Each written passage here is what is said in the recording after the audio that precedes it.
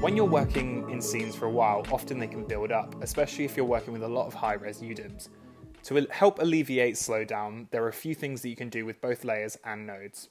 If you're using layers, you can use layer caching. So by caching parts of your layer stack, you can help stop the slowdown. On the right of your layers, you can see a small coloured rectangle. The more complex your stack gets, the less green they turn and the slower Mari will run. You can cache a layer by right-clicking and going down to cache.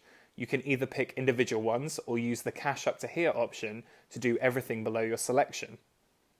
Once cached, they will turn blue and the padlock icon will now turn to locked, and you should see an improvement in performance.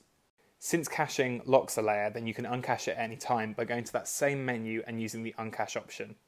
I find myself using the cache up to here option when I'm kind of happy with the base layers below and I'm just finessing some of the smaller details in the top of my layer stack. Another way to help speed up your texturing is using layer sharing. Layer sharing creates a copy of that layer that is linked to the original, so when you make changes, they are carried across. To do this, you need to right-click the layer you want to share and go down to Sharing, Share Layer. Mari will then create a copy. You know it is a shared layer as you see the chain icon next to it. You can also make the shared layer go into a new channel by clicking Sharing, Share Layer as Channel.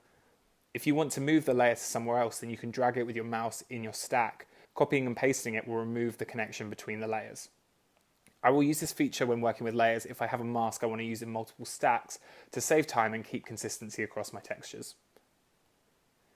If you've got a heavy node graph in your scene, then you can use the bake point node to help speed things up. After creating one, you can click Bake in the Node Properties palette to bake everything in your node tree up until that point.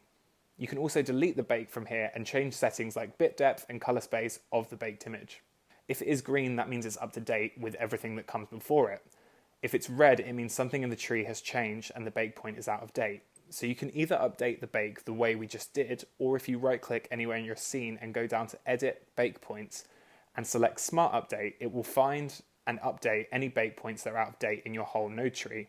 Or you can manually select a bake node and use the options in that same menu to update the point that you have just selected. So those are some ways to help speed up when working with layers and nodes.